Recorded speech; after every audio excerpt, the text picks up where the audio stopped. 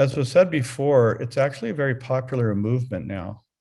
And I think that Helena hit it on the head when she said that kind of what happens in the ULT or in any dedicated group of theosophists doesn't stay in the ULT, and that it irradiates out in the world through the ether. She said it much better than I did just now.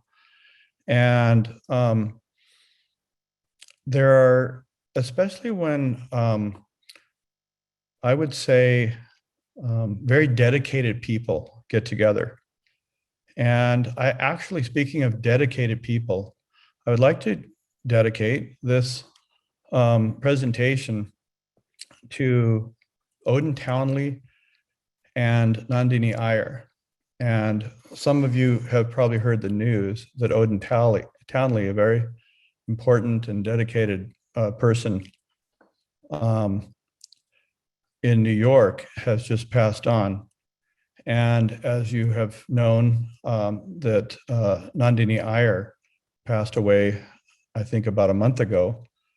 And these two were people who I think were exemplars of the spirit of secular monasticism, in that if monasticism was, is, or will be anything, it has to do with the consecration of one's life to the service of humanity. And for that reason, I think that the subject is extremely actually sacred. Now the fact that there are so many offshoots that have come up with the idea in the 80s and the 90s of secular monasticism is a compliment to the Theosophical movement, I think. And you can just type that secular monasticism into Google. You'll see all kinds of websites and different kind of monasteries that are going. But people have come up with the idea that says, hey, we want to continue the idea of consecration and dedication and spiritual livelihood, but we kind of, in reality, we have to live in the real world. And so what is this thing of secular monasticism? And what can we do in modern times? You know, are we going to build big buildings? Are we going to put some big temple up on the side of a cliff? What about going to work? And what about family life? And yet, on the other hand, what about dedicating one's life and living a life of consecration? And theosophically, what about consecrating one's life really to the service of humanity? And just like the monasteries of the old, we would think that such a consecration would have to do with this quote from H.P. Blavatsky, where she says, when desire is for the purely abstract, when it has lost all trace or tinge of self, then it has become pure. And that comes from Gens of the East, the birthday book, as some will know. So what is it about that has focused the attention of so many throughout the ages about monasteries? And I'm going to show you some slides, only about 8 or 9 of them, that will kind of just remind us of how universal the idea of monasticism is, and how universal is the monastic ideal, which is what we hope to get to in this talk, in this presentation. What is the monastic ideal, and what might it have to do with working for humanity? So that might be a subtitle to this presentation. So, and how does this have to do with the purification of desire, and what might that have to do with consecration? So I'm going to go through quite a few slides, that I just pulled off the internet. Not that I know anything about these photos, but this is thought to be an ancient Anasazi temple monastery. And the Anasazis were the elders, the ancestors of the Hopis and the elders and the Navajos, and maybe others. but this is like it's like the primary um, tribe of the ancient ones. And so this kind of gets us thinking, I hope, in terms of the sheer antiquity of the idea of monasticism. Now, here's a really cool slide. I'm showing it for those who like, ancient architecture, obviously. It's this, I don't know what's up with some of these monasteries, but they build them right into cliffs. And there's a lot of them like this. And this one here has these giant beams that are doweled into the rock. And then there's this amazing structure. But why did I show this slide? Well, A, because it's pretty way cool, but look at the subtitle there. It says that this is an unusual monastery in the way that it combines Buddhism, Confucianism, and Taoism. And I think that's a pointer in the direction of what secular monasticism might be, and an unusual and provocative meaning of the term secular, actually. So I think any presentation about monasteries would be remiss if one didn't, because of Theosophy's connection to Tibet, and that the ancient wisdom, that the esoteric aspects of it really come from beyond the Himalayas, as HPV would say. Just not to mention these three very famous monasteries in Tibet would be remiss, I think. Now, this is the Gandhin Monastery, and it's fixed back up. It got destroyed, as the next two slides will be the same thing. But it just shows just the grandeur of the whole thing, and just how dedicated a whole civilization was to the spiritual life. Now, this has been destroyed, and then it's been fixed up by the government to some extent. I'm not sure, how much it's being used, how legitimate it is, but it does give some idea of what these monasteries were about. Here's another one that's very famous, the Dre Pong Monastery. Once again, it's up on a hillside. It's buried into it's grounded, into Mother Earth. And yet there's this view, this plateau. And mind you, the entire Tibetan experience is up on a plateau at very high altitudes. Here's the Sera Monastery. People have probably heard of it. I think that there are replications of all these three monasteries in India, where Tibetans, part of the Tibetan diaspora, has gone to India and reinitiated the true spirit of these three monasteries. Now, to go over to Europe, into Serbia, once again, pointing to the universality of monasteries. This is a Christian monastery. But once again, what's going on with this thing about building these things into the rock? And it's pretty dramatic, of course. And it shows an incredible dedication. And one would think that it may not have been the safest thing in the world to build these things, but that there is this unconditional attitude in constructing these that has to do with building something for the future. Here's another Christian monastery in the country of Georgia, just to prove that I didn't just find pictures of monasteries on cliffs. And then here's this picture is of St. Catherine Monastery in Egypt. And I don't know anything about this monastery except for that it's huge, and it kind of demonstrates just how large and institutionalized and organized these monasteries could become. It's just pretty magnificent, really. Okay, now this is my favorite monastery.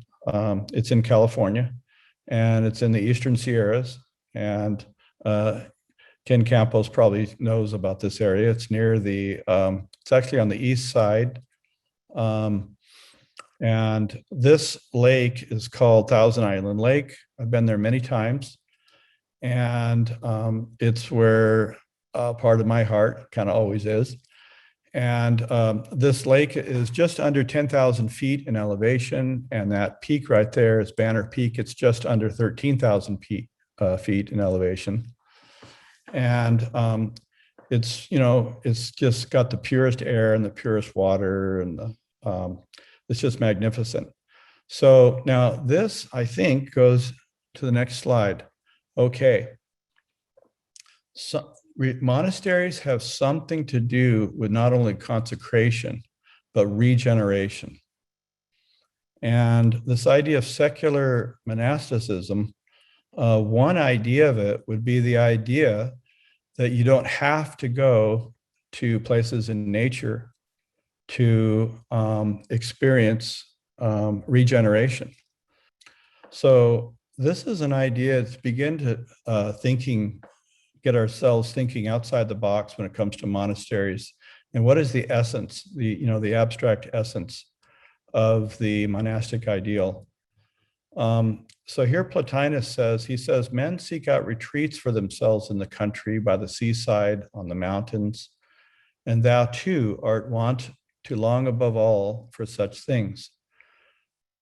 But all this is unphilosophical to the last degree, when thou canst at a moment's notice retire into thyself.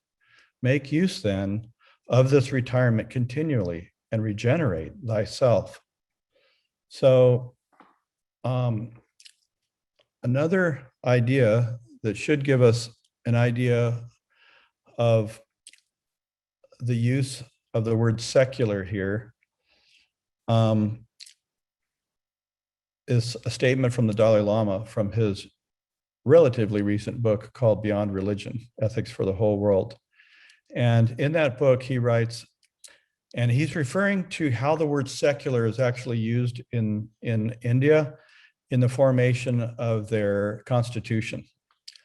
He says, in Indian usage, secular, far from implying antagonism toward religion or toward people of faith, actually implies a profound respect and tolerance towards all religions. So in this context, secular becomes something which is universal.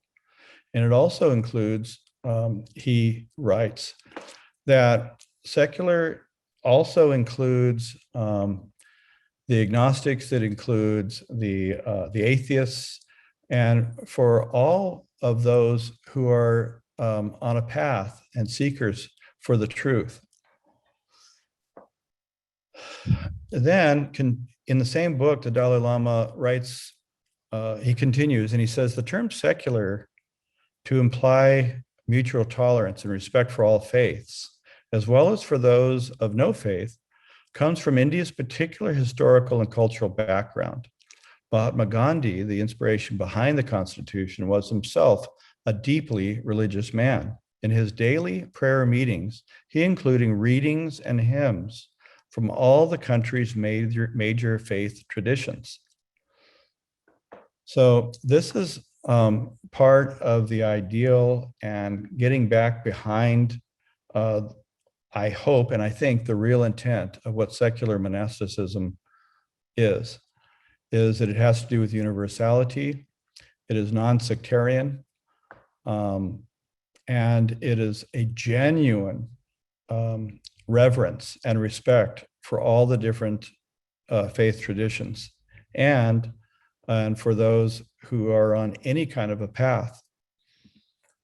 Now, I'm going to kind of talk about these 7 bullet points here, because it seems that these, among others, these are just the ones I thought of, that seem to be common to not only all monasteries and all monastic life, but also of what could be a secular monasticism of the future. And as Helena kind of intimated, I think that what some of these hints that are given out in the theosophical writings are pointing towards the future, and that this thing of being able to find a few different websites and communities who are dedicated to this idea of secular monasticism, that's only the beginning. and that these are only the few drops which presage the storm, so to speak. And that this whole Aquarian age is going to take up this idea, and that what's very exciting, but not necessarily something that we have to talk about, but it's just something very interesting, is that the whole magnetic field that is the United Lodge of Theosophists and any group of theosophical seekers is that there's a pioneering that's going on towards this kind of new kind of monasticism, this new experimentation with the monastic ideal in the Aquarian age. And so we're going to take a look at all these: vow taking, prayer, contemplation, meditation, self-study, silence, and service. And the first one we're going to take up is the vow taking one. So here's a statement from Mahatma K.H. And he says he's encouraging resolutions, as does Robert Crosby in his article, New Year's Resolutions.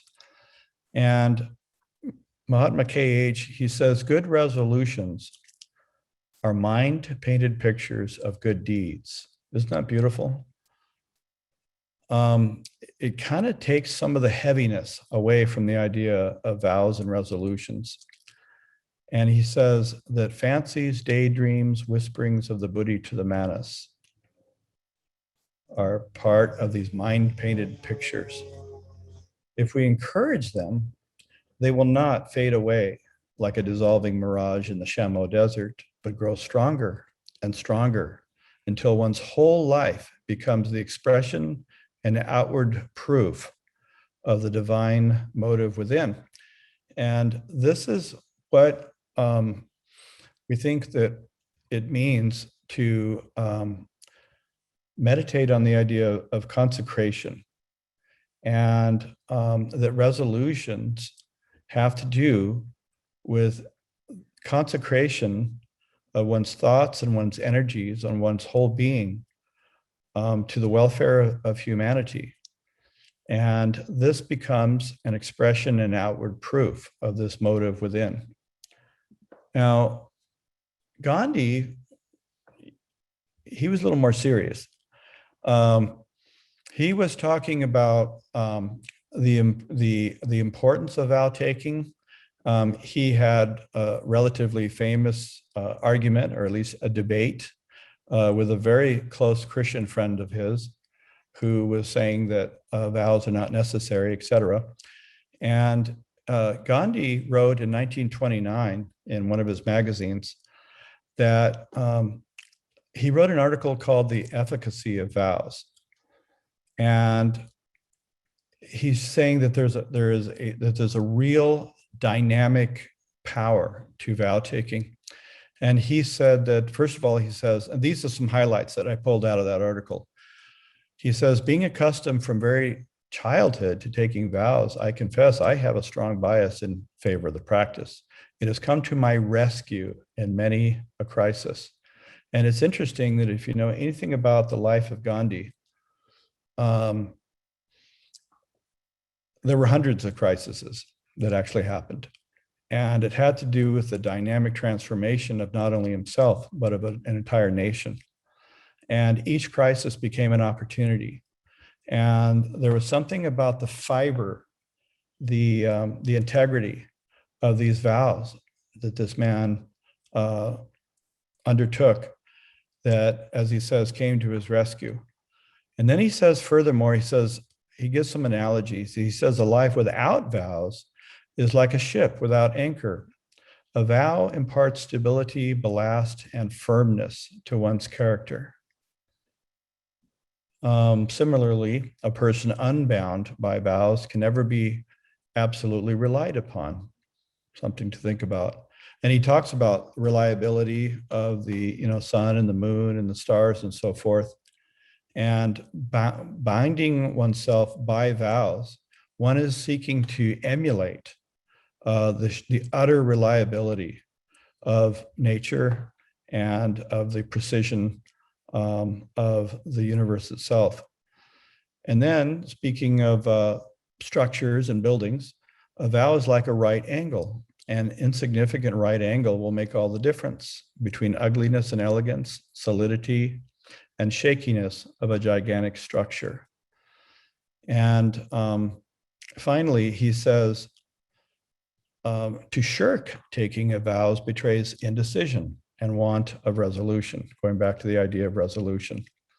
So he was very strong on the transformative power of vows. And it just thinking about his words made me think of the idea of what is the true fiber of any substance or of any human being.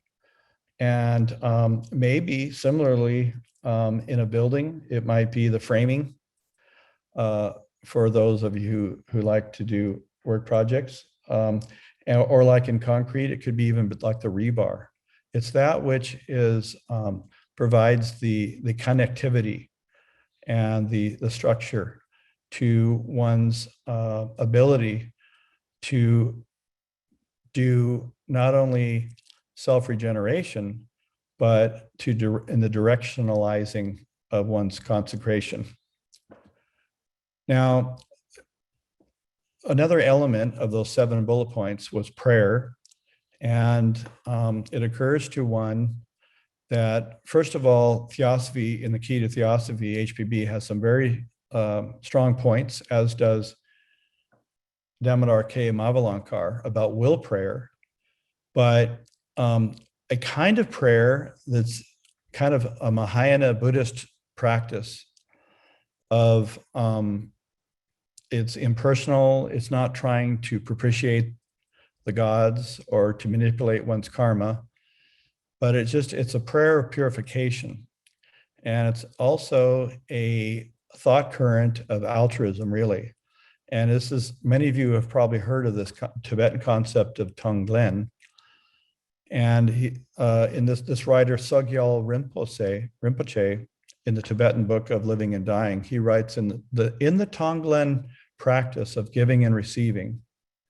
And they talk about how it has to do with breathing. We take on, through compassion, all the various mental and physical sufferings of all beings. We take on their fear, the frustration, pain, anger, guilt, bitterness, doubt, and rage. And we give them, through love, all our happiness and well-being, peace of mind, healing, and fulfillment. The idea is that the human mind, through the higher imagination, is very dynamic and very powerful.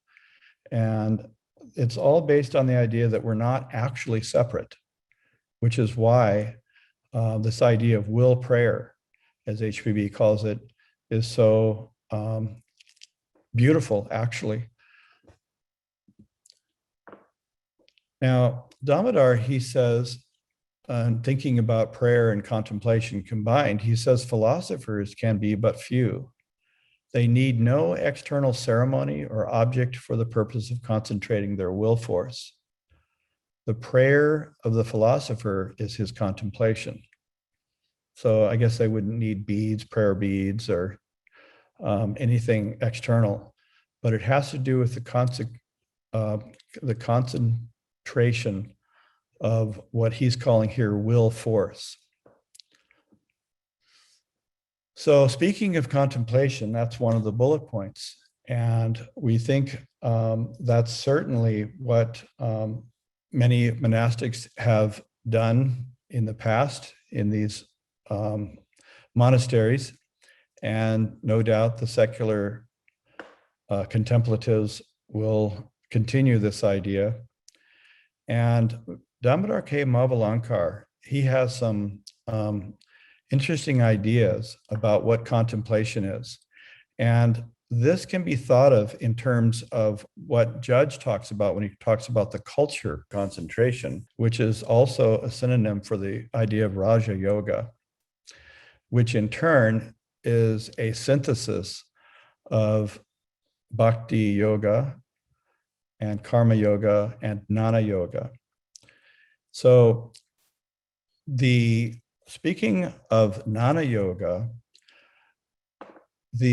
what Damodar says is that a primary beginning aspect of contemplation in this context is, he says, what the student has first to do is to comprehend these axioms, meaning these great axioms, these truths that are, in our case, in the theosophical philosophy. There are so many axioms. Think about the axioms of the karma aphorisms of Judge. Think about the Hermetic axiom, as above, so below. The microcosm is a copy of the macrocosm. Think about the stanzas of Xian, how many potent axioms we are so privileged to be exposed to. And he says, Damodar says, what the student has first to do is to comprehend these axioms, and by employing the deductive method to proceed from universals to particulars, he then has to reason from the known to the unknown. Now that's a reference to an article called The Elixir of Life. And that phrase, known to the unknown, is in that article. And this article on contemplation from Damodar is a commentary on that article. And then he says, once we start to do the inductive method of going from the known to the unknown, then we can see if the inductive method of proceeding from particulars to universals supports those axioms. This process forms the primary stage of true contemplation. Contemplation has to do with thinking things through. And the ancient Greeks would have called that dianoia. And that's part of Plato's divided line. And it has to do with the realm, the intelligible world of thinking from the universals, the ideas that are the archetypal ideas, and they are relatively formless, to that which has form, and to that which has more and more application to everyday life. And then to reason backwards, you could say, from the known back to the abstract, to the unknown.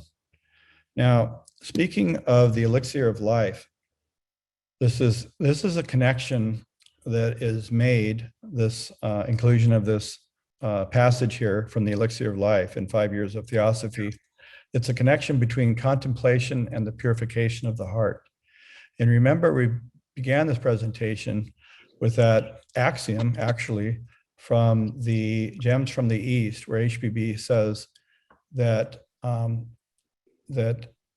that the real ideal has to do with the purification of the heart. And we thought that that exemplified what the idea of secular monasticism is really pointing in the direction of. So this author, who's not totally unknown, but I can't remember his name, who was influenced by HBB, he writes, so it must be with the moral purification of the heart. The basest inclinations must go first, then the others. First avarice, then fear, then envy, worldly pride, uncharitableness, hatred, last of all ambition and curiosity must be abandoned successively. The strengthening of the more ethereal and so-called spiritual parts of the man must go on at the same time. So one is purifying and attenuating and renouncing, while at the same time there is a strengthening.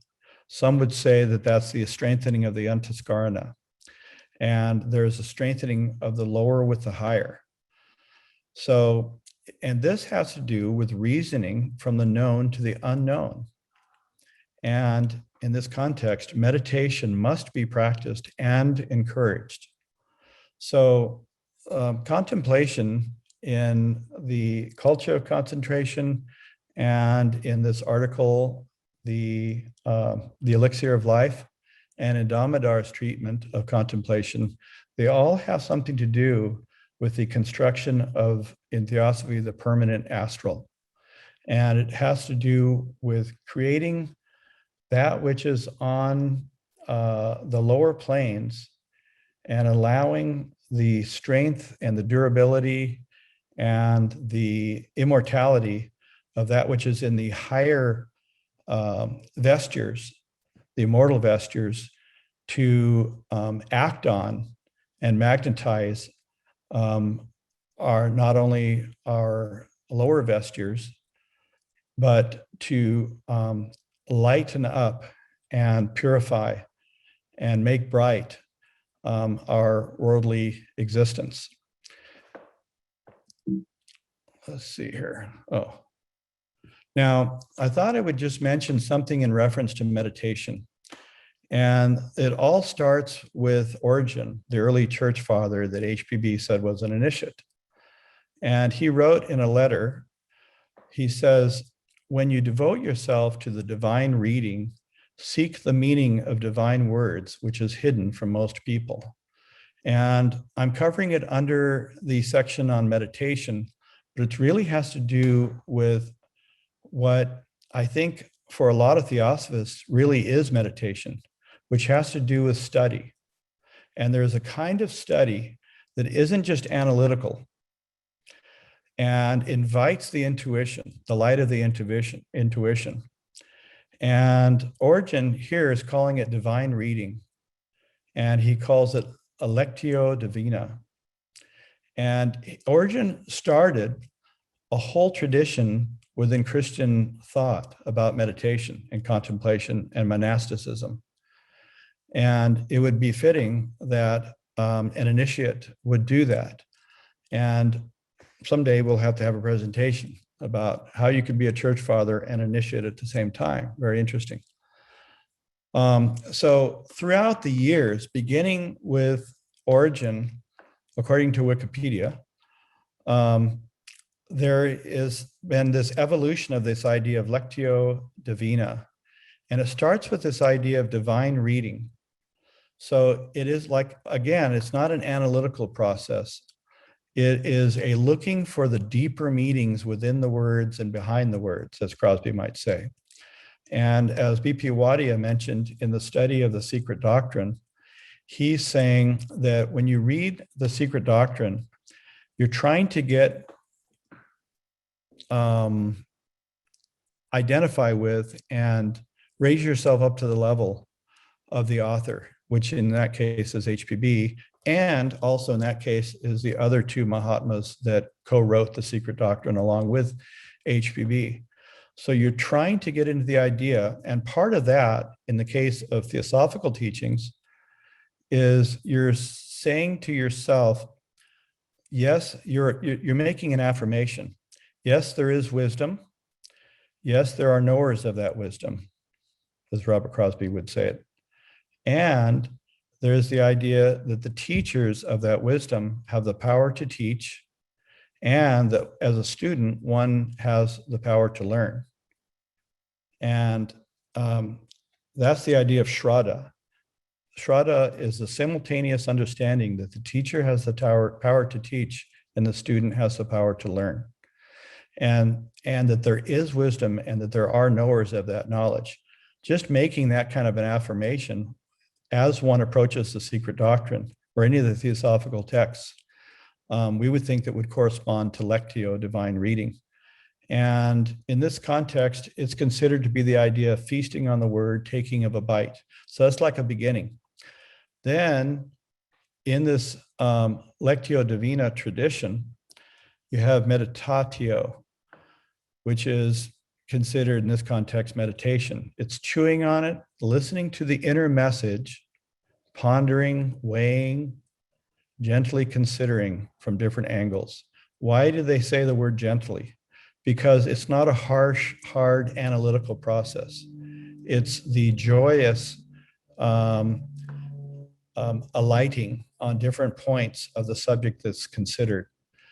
Oratio would be prayer, which would be savoring in its essence in dialogue with God. Theosophists would say in dialogue with one's own higher self, but it's a deeper savoring and soaking in it.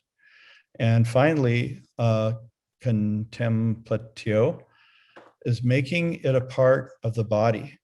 And that we think this assimilation process of assimilating one's experience as one contemplates these divine ideas, and that this, making it part of the body, how far is that from the idea of the gradual idea, the culture of concentration, which in turn has to do with the cultivation of the permanent astral?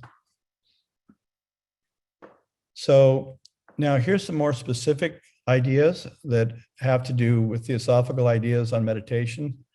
Meditation is not only going in, but it's also going without. These first two paragraphs or quotes would kind of talk about how meditation has to do with going within. And then the second two have to do with meditation as going without. So from the voice of silence, it says, he who would hear the voice of nada, the soundless sound, and comprehend it, he has to learn the nature of dharana, which is an intense concentration of that which is within to the exclusion of all else. And so that's definitely a turning within. And one might say that there is probably various levels of dharana. There's the turning within, and then the acclimation at a certain level. And then there's the overcoming of momentum again, turning within at a higher level, et cetera, to these different higher like spirals levels. And now at whatever level one is, there is the challenge of being able to maintain concentration. And there's this classic line from the Bhagavad Gita, chapter 6, that says, to whatever object the inconstant mind goeth out, he should subdue it, bring it back, and place it upon the spirit. So now this is the idea that meditation is going within, which is obviously is in chapter 6 of the Gita, and of course Patanjali lay out this process of going within and turning around, you could say. Now, also, meditation is the process of going outwards in some ways, and I'll try and explain that. Meditation, here it says in the Elixir of Life, is the inexpressible yearning of the inner man to go out towards the infinite, which in olden time was the real meaning of adoration. So it talks about in the Secret Doctrine around page 634 on the section of karma, that there's the idea of the intimate astral, and that above the intimate astral and outside the inner man is the immortal monad, and that is like a plank of salvation. But it, as is true with all things monadic, it has to do with divine unity. And so this in ancient times was the real meaning of adoration.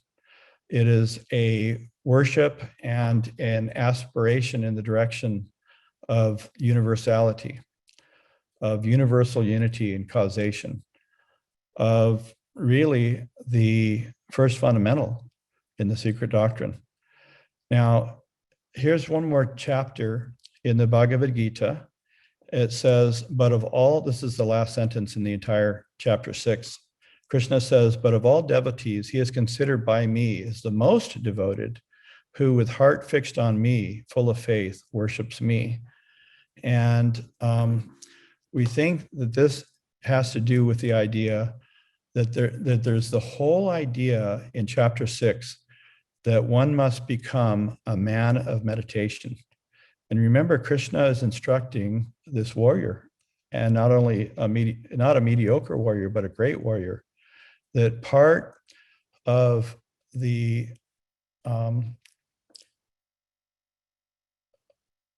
engagement in life is to become a man of meditation, a man or woman of meditation, and that we can use the deepest resources that are generated in deep meditation to affect and to shine light on all forms of action at all levels. and that's an important aspect of what Krishna is teaching here. Now, self-study and introspection are also a part of what we think of when we think of monastic life. Maybe none of us, or maybe some of us, don't know that much about monasteries, but these are the basic ideas that we read about. Like, for example, if you read something from any of the famous monastics about this, I'm trying to think of the famous Trappist monk, but I can't think of his name. And he was very much friends with the Dalai Lama in the late 60s. Anyway, one aspect of self-study, I think of self-study I think of meditation as the gaining of perspective in terms of spiritual mountain climbing. So there is the elevation and the spiral of going up a mountain, of overcoming the gravity and the inertia of one's own weight, etc., to gain a higher vantage point. And so it is higher in the way that it's not hierarchical, but instead it's higher in that there is a broadened perspective that's available through all the sacrifice and the tapas of overcoming one's own inertia. Now, on the way down, at least in my way of thinking, that's when you have the most perspective to perform self-study and introspection. Because if you do it before gaining any kind of altitude, you have the personality analyzing the personality. You have the brain analyzing the brain, etc. But meditation takes you above the brain.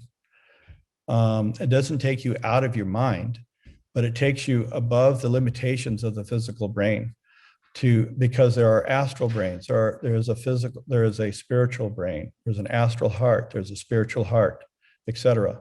So that it is possible to gain some kind of grounding in this more universal, higher dimension of one's own being, such that from there, from an above below vantage point, one can begin to see one's own traits and to see one's own pluses and minuses, one's own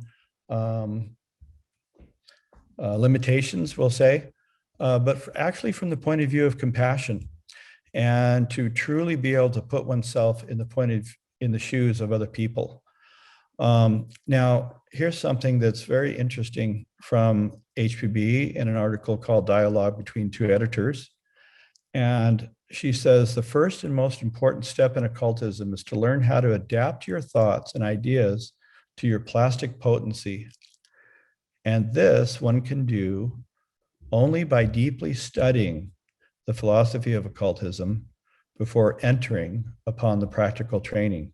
Once again, this is the idea of comprehending the axioms and then going from there into the realm of particulars through deductive reasoning, and then working one's way back by inductive reasoning back to the universals again. But this time doing it in the context of self-study. And we would think that self-study is a very important aspect of the secular monasticism of the present and the future, because the degree to which one is really trying to work on oneself is precisely the degree to which we're going to be compassionate and charitable, to have true dana, and true charity and love, immortal, in relation to our fellow co-workers and co-students. Now, another element that we think of when we think of monasteries is silence. So then what kind of silence can we develop in our lives where we don't live in buildings of monasteries? First of all, one can recognize how important and how wonderful it is, silence itself, even just physical silence. And again, from the Elixir of Life, the author writes, pure air, pure water, pure food, gentle exercise, regular hours. It is to secure these, at least as much as silence and solitude, that the gods, sages, occultists of all ages have retired as much as possible to the quiet of the country, the cool cave, the depths of the forest, the expanse of the desert, or the heights of the mountains. So maybe one can find silence and solitude early in the morning. Each person can find that solitude. Some people find the solitude in their cars when they're going to work. But just to recognize how important it is and how healing it is, really. Now, silence is called Mao Nam, and there are two fundamental kinds of Mao Nam. One is the silence at three different levels of the physical, the sensory, and the mental. And then ultimately, it's the silence of meditation. So that's another second aspect of Mao Nam. So the sensory silence has to do with being careful and mindful about not indulging and not tarrying any more than necessary in the pleasure grounds of the senses. And at an astral level, to be careful about the sweet-tongued voices of illusion. That's another level of sensation. So you have the physical and the astral. So that's like the three halls, the first two halls. And finally, a third dimension of this Mao Nam kind of silence is mental silence. And we have this lovely quote from the Voice of Silence that says, "Silence thy thoughts." So it isn't just physical silence, right?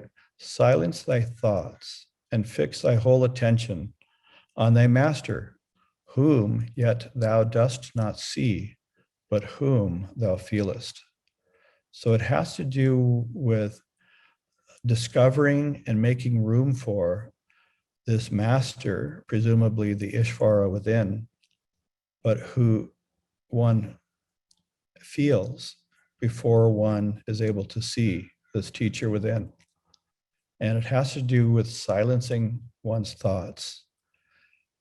And if one is able to do this meditation and the silencing of one's thoughts and to listen to the voice within, then one can begin to utilize these resources that are generated, because something happens within one's being in true meditation. We've all experienced glimpses of this.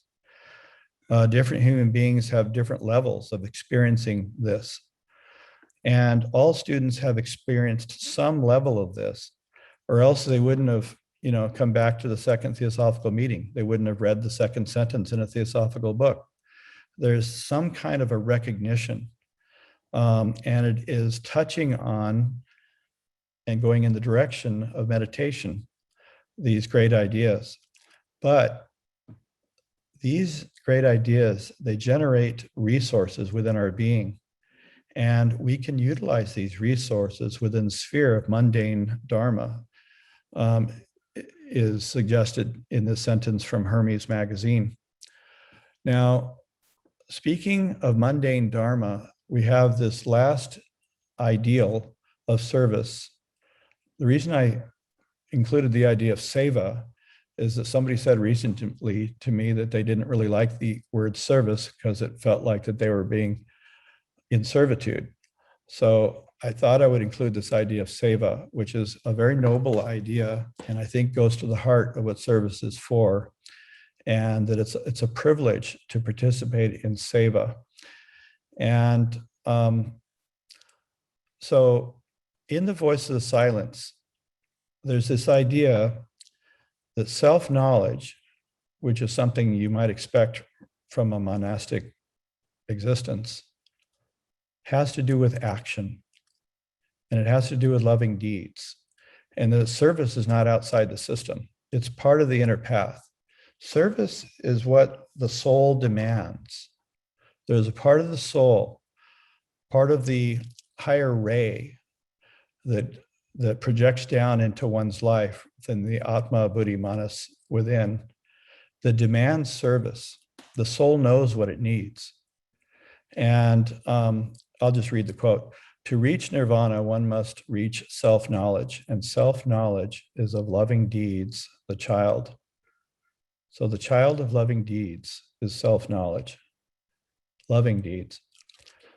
And as far as getting mixed up in which kinds of service one needs to do, first of all, in many places in the theosophical philosophy, what is your duty? It's that which is right in front of you. But there is this other criteria from M.K. Gandhi. He says, I'll give you a talisman. Whenever you're in doubt or when the self becomes too much with you, apply the following test. Recall the face of the poorest and the weakest man whom you may have seen, and ask yourself if the step you contemplate is going to be of any use to him. It's something to meditate deeply on and to think about the whole idea of self-regeneration and consecration and so forth has to do with what M.K. Gandhi referred to time and time again as loka sangraha, the welfare of the world, the welfare of humanity. And it's not all of this path, what Theosophy calls the path, everything that we learn about in the Gita, the voice of silence, light on the path, etc., it isn't about oneself. And that's something that occurs to one after a while. In the beginning, one comes into Theosophy, and one of the most exciting things is that it's kind of a rational explanation of things. It's soul satisfying in that way. But at a deeper and broader level of soul satisfaction is the idea that the whole thing has to do with really the Bodhisattva ideal. So now D.K. Mavalankar, he says, let's get serious. He says, take then time by the forelock and begin work, my dear friend. I had to look up the word forelock. Apparently, it's like the little tuft of hair that comes down on the forehead of a horse. I guess that's how you lead around a horse. Anyway, take then time by the forelock and begin work, my dear friend. As soon as you take the initiative, the rest of your colleagues are sure to follow. So I think I'm trying to talk about this idea of secular monasticism as a field of co-workers. Because if each person can become a center. So each person can build the temple of truth in some ways within themselves. But what if workers in a lodge begin to work together? And in that way, they are creating a sphere of unity. And as we know that when we study and work together, we have insights that are much more than would have happened if we were just working on our own. Imagine that field of insights is like a telescope. It's a telescope for looking out, but also a telescope for looking within. And imagine that there are lodges and study groups all around a state or all around a country or all around the world. So then you have all these telescopes. Is there any relationship to each other? Well, one of the exciting things that I've learned about astronomy is the idea of radio telescopes, where they actually listen to the radio waves coming from the very depths of the cosmos.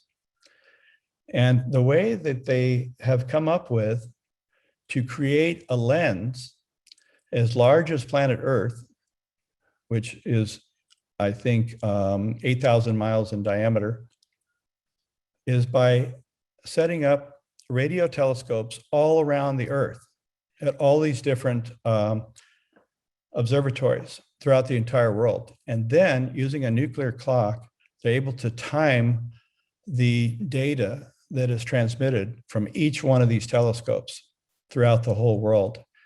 And when they are all connected together, then they're able to create a lens for listening to the whole universe that's 8,000 miles wide. So we all know that the larger the lens, the further you can see with telescopes. They figured out how, at least with radio telescopes, to have a lens that listens to the universe that's 8,000 miles wide. And that's how they're able to do all of this incredible seeing and hearing of these galaxies. And that's how they've been able to learn so much about black holes recently. And they've been able to figure out so much that they're able to generate these computer images. Where am I going with this? If each person is a lens and each person is a center, and if each group of people that works together is a lens, is a greater lens, and if in the idea of hearts and mind of people and groups of people are dedicated and consecrated to humanity, even on earth, think of the deep seeing and the deep listening that can be possible when they all work together. And that creating such a lens like this on earth, it can be a mirroring of the great unity of the masters of wisdom. And they live in a realm of hearts and minds that are, compared to anything we've ever thought of, is just absolute unity. And talk about a magnetism and a group effort that has to do with the hearts and mind and the brotherhood of humanity. That is quite an ideal. So this secular monastery of universality is something that exists already in nature, if we think about the brotherhood of bodhisattvas. But we too can create something similar on a much more mundane level, but consecrated to something equally as universal and unconditional. So now this is a sentence here from the Gems of the East from H.P. Blavatsky. It says, "You cannot build a temple of truth by hammering dead stones. Its foundations must precipitate themselves like crystals from the solution of life." In other words, whatever secular monasticism is being generated and is pointing towards the future, it can't be by trying to resurrect things from the past. And it may or may not have to do with buildings. It may or may have something to do, it seems like that the internet meetings that we're having is kind of an analogy. It's not the same thing, but it's an analogy. It's like a non-physical field that we can all participate and help each other learn these theosophical ideas and to work for humanity. And I just wrote this sentence here. I was thinking about the jewel and the lotus, that idea, and it means so many different things, Om Mani Padme Om. But it occurred to me that within the jewel, within the lotus, which to me would be like a magnetic field of the beloved community of the United Lodge of Theosophists, there lies the jewel of spiritual self-regeneration in the service of humanity and the gestation of the mystery schools of the future. Thank you. Who you were thinking of? Was it Thomas Merton? Yeah, thanks for that. That's who I was trying to think of.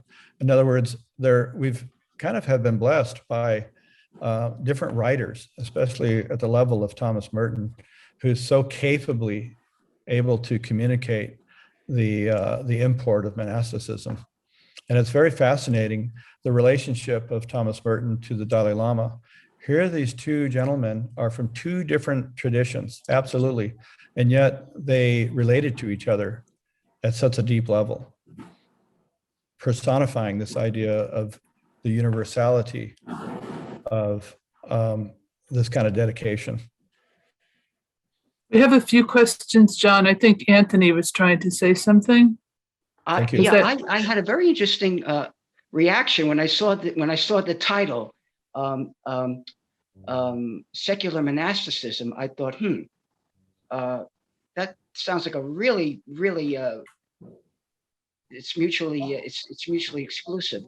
I was wondering, would secular monasticism say that the beginning of it could be secular humanism, which I understand means a man can live a productive and ethical life without thinking of a deity.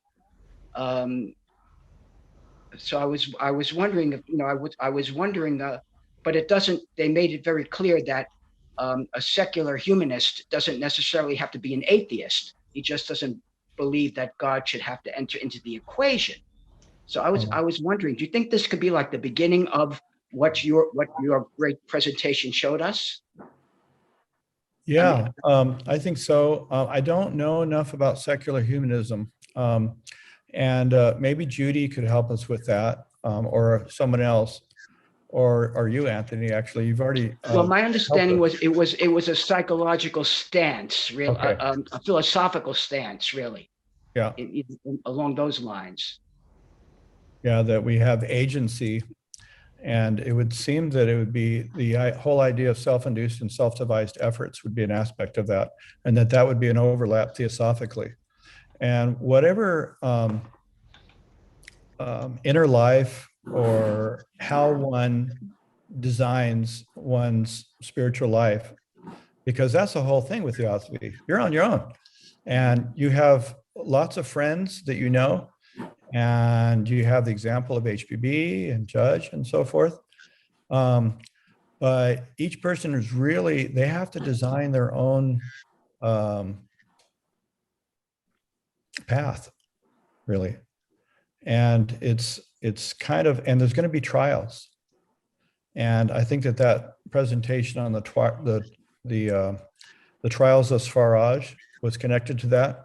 That there's going to, once you kind of embark on that journey, that self-induced and self-devised journey Godward, and you become a theosophist, there's going to be trials, and there's going to be, but they're all going to be opportunities for learning, and keeping in mind that the purpose of life is to learn.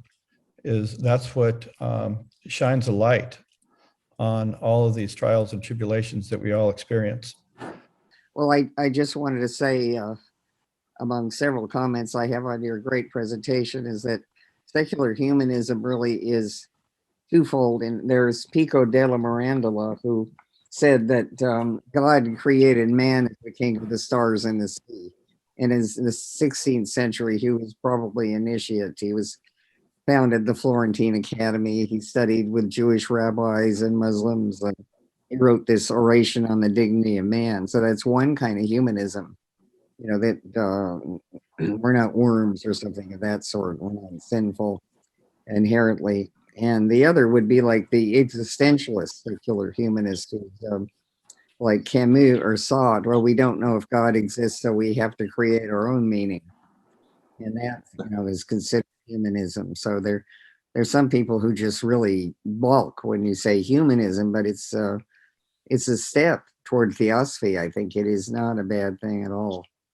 And thank you, Jonathan. I met Thomas Merton once, and he was a man who was in this world, but not of it. When he was taking his final journey, which was so fateful.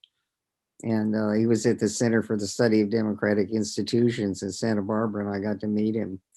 And it was remarkable, really. And he had a great sense of humor. He said, people wonder if I could still talk after being a Trappist for years. And, of course, but it was amazing. And of course, he never returned. He died in Bangkok. Michelle also had a question. She says, Jonathan, could you speak on how we can bring physical secular monasteries into our communities? Well, that's a really good question, Michelle. I think it requires a number of people who have made a commitment and who have decided that it's really important and who are willing to put their minds to it. and who are able to keep ego really out of the equation, and that people who would like to experiment and implement the idea of Gandhian trusteeship. So these are some of the elements, and it's just a matter of people putting their minds to it. Could I just offer one thought here? First of all, John, that really was profound. It was just excellent. I don't mean to sound, it just was really wonderful. Just a thought, in secular monasticism, we can think of it in terms of the monastic attitude, but also connecting with the human community, so that there's not such a separation between the monastic and the human community. But I think too, it just occurs to me, actually, because of your talk, it just occurs to me that given the conception of this in theosophical thought, really, it's not just going out in the community, but it's the community entering into the monastery. What I mean by that is this community, a secular monastic community, could have people in it who believe in God, who don't believe in God, who have different conceptions of God, but what binds them together is a mutual vow about universal ethical principles. If they have that commitment to universal ethical principles, then you can see how authentic their metaphysical views are. But it opens up the mind and makes it more like a pellucid crystal, as HPB says. So what we want is not the theosophical community in the sectarian sense. All it does is get narrow and insular.